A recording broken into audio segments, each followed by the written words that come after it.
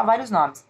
Mas eu acho que a gente tem que pensar isso também, né? Porque a questão da democratização do acesso você tem um cinema voltado muito para essa questão do lucro, né? Onde você quer só faturar milhões. Então você tem aí só filmes blockbusters. Eu gosto muito, eu não vou dizer que eu não sou essas cinéfilas que só gostam de filme cult, eu adoro filme blockbuster, mas eu sou uma crítica também, né? Não dá para assistir filme blockbuster e falar, que feliz que foi no cinema e gastei R$ 45 no ingresso. Porque não é barato, não é qualquer um que pode gastar R$ 45 num ingresso. Lembrando também, por exemplo, uma ação de democratização que eu lembrei agora. A construção das salas da SP Cine, né, que foi feita na gestão do Haddad, prefeito.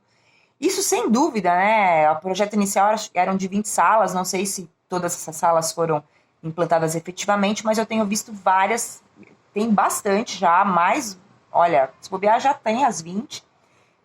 Então, isso é um projeto de política pública de democratização de acesso, né? Porque não passa só filme brasileiro ou só filme independente nessas salas. Passa também, teve um dia, inclusive, que passou Bacurau em todas as salas, eu achei que foi muito legal. Mas passa também os blockbusters, eu acho que isso é super importante, tá? E aí, só pra gente ir finalizando esse papo, eu acho que, já que a gente está falando sobre política cultural e a gente mexeu com esse assunto, eu trouxe algumas dicas para vocês, de leituras mesmo e de livros incríveis que vocês encontram, inclusive, nas bibliotecas, né? Não tem só para comprar. Eu acho que eu sou uma super frequentadora de biblioteca, mas eu tenho esses livros em casa justamente porque é o que eu pesquiso e porque eu dou aula disso na PUC, enfim. E para mim é importante ter esses livros, até para, né, mostrar para os alunos e tal. Então eu trouxe alguns livros que eu acho que é importante para vocês saberem mais sobre política cultural, mesmo você que não pesquisa, não trabalha com isso, mas eu acho que é um assunto que interessa a todos. Afinal, cultura é o que nos faz humanos, né?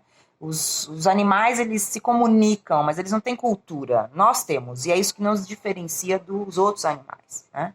Então eu trouxe alguns livros para vocês e aí eu super recomendo, que são assim básicos, né? Acho que o primeiro, que é a Bíblia, né, é esse aqui, que é o Políticas Culturais no Brasil, da nossa querida e maravilhosa mestra única, diva Lia Calabre, né? Que, né, durante muito tempo acabou de se aposentar, inclusive, está feliz, conseguiu se aposentar. E ele fala desde, né, da construção do Brasil, começa lá na Era Vargas e vai até o século XXI, começo do século XXI, tá? Essa edição minha é de 2000, ele é de 2009. Inclusive, acabou de sair um livro novo dela agora, que é meio comemorativo de aposentadoria. Eu não li ainda, mas esse aqui, o Políticas Culturais no Brasil, é básico. E fala bastante também da questão do cinema, fala de como foi a questão da cultura na época da ditadura militar, dos anos 60, que é bem interessante. Tá? E ela, como uma historiadora, ela super nos informa. Outro livro que eu acho super básico, lembrando que até já mostrei alguns. Esse aqui, né? Dimensões da Cultura, da nossa outra diva linda, maravilhosa, incrível, Isaura Botelho. Esse livro também eu acho que é básico, né? Para quem quiser entender cultura, política cultural, gestão cultural, produção cultural, né? A Isaura, que é essa figura incrível que a gente ama, super provocadora, e ela traz livros, inclusive alguns escritos com outros pesquisadores incríveis também, então super recomendo. Outro que eu recomendo, até para falar do tema da redação, é esse livro aqui do meu querido amigo e parceiro de PUC, André Martins, que é o Democracia Audiovisual. Esse livro aqui, ele não é muito novo, tá? Então tem algumas coisas nesse livro. Esse livro é de 2005, então, pô, já passou aí 14 anos. Né? 14 anos? Não. Enfim, mas ele é interessante, porque ele é uma proposta de articulação regional, ele traz aqui uma reflexão sobre a questão do Rio Grande do Sul, de São Paulo. Então eu recomendo também, é uma leitura legal de se fazer, tá? Outro que eu acho, outro material incrível, que é uma pesquisa que foi feita aqui pela galera do TIC Cultura, tá? Inclusive, já daqui a pouco vai sair sobre 2019. Eu tenho 2016, 2017 e 2018.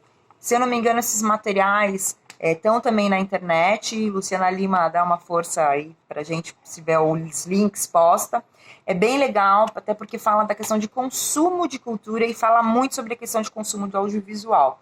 E a gente tem uma questão muito forte nesse momento, e muita gente, inclusive, nos meus posts de ontem e hoje, comentou: eu acho que o streaming, eu acho que Netflix, eu acho que YouTube, etc., é uma forma de democratização da questão do audiovisual. De certa forma, sim. Por exemplo, eu estou fazendo esse vídeo para vocês aqui no meu celular, né? É uma forma. As mídias móveis, elas ajudam, né? O streaming ajuda, o Netflix ajuda, mas não é o YouTube, mais ainda até por ser gratuito. Mas não é todo mundo que tem internet, não é todo mundo que tem computador, não é todo mundo que tem celular, né? Então, assim, não é tão democrático assim. Então, a gente tem que tomar um certo cuidado.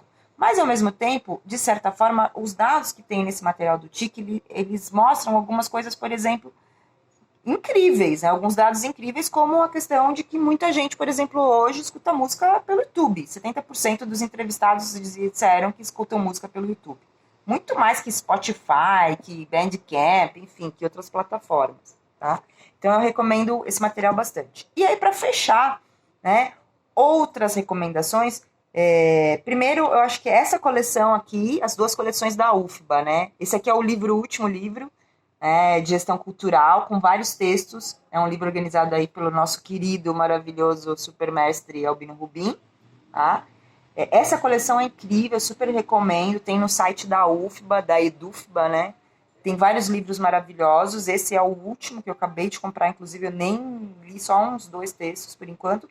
E a outra coleção é essa coleção também da UFBA, que é a coleção Cult, né? Que eu acho que, se não me engano, já está no 28º livro, eu tenho uns 15 pelo menos, e que também tem bastante material.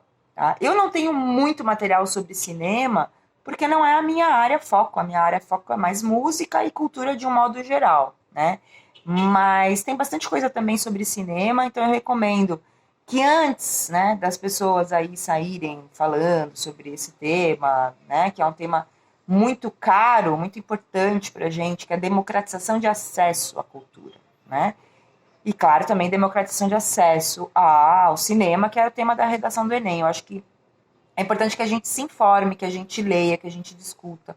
Porque, assim, não dá para ficar falando que a solução é a Lei Rouanet, pelo amor de Deus, né? Eu acho que quem fala isso mostra que não entende nada de política cultural. Pode até, né, dizer, já li a lei, beleza, mas não entende, né? Até porque a Lei Rouanet, ela é excludente pra caramba, né? Ela não democratiza nada, muito menos acesso. Por mais que diga lá, tenha lá no inciso 3 do artigo 18, que, né, ela pode ser usada, por exemplo, para construção de cinemas em cidades menores. Ok, vai ver quantas salas de cinemas foram construídas em cidades pequenas graças à Lei Rouanet. Te garanto que quase nenhuma, tá? Inclusive, a gente teve, na época da Dilma, ou da gestão, né, do Lula mesmo, do Gil, etc., vários editais sobre cinemas em cidades pequenas. Tá? Eu nem sei se cinemas ainda existem, se eles conseguiram né, continuar existindo. Tá? Você tem vários pontos de cultura que são cineclubes. Eu acho que tem política cultural, e fora, assim, programas que foram feitos, né, Doc TV, enfim, eu acho que, assim, tem muitas questões que tem que ser falada. Uma delas, que inclusive eu vi alguns amigos comentando, que é a questão de que muitos cinemas fecharam e viraram igrejas. Vamos, né, falar real, até porque a gente tem aí os pentecostais, né, que eles não fazem culto, né, eles fazem um louvor que é quase uma balada, né, uma balada, enfim, eu não frequentaria. Mas, enfim, é o rolê deles. Por quê? Porque não tem equipamento de cultura em algumas cidades, em alguns territórios, em alguns bairros. Então a galera vai para a igreja não pentecostal para ouvir um som, para ouvir uma banda tocando, falando de Jesus, mas é uma banda, né? Então a gente tem que prestar muita atenção nisso, porque não dá para ficar fechando cinema, fechando casa de show para abrir igreja, fechando teatro, né, como a gente tem ali Até aquele exemplo ali na 3 de maio, né? Ali na Rui Barbosa, aquele super teatro, que inclusive era gravado muitos programas também de TV e tal, e que virou uma igreja uma época, tá? Bom, esse papo aqui poderia ficar horas, a gente já tá 30 minutos falando aqui. Quem quiser, escreve, aí me sigam aí nas redes, né? Twitter, Facebook, etc. Tá tudo aí. Vou deixar embaixo aí os endereços. Se vocês acham que eu falei alguma besteira, vamos conversar. Eu acho que estou aberta a reflexões, né? Afinal, eu não sou a dona da razão e acho que é isso. Ciências humanas é para a gente debater, conversar, né? Claro que eu tenho minha perspectiva e vocês também devem ter as de vocês.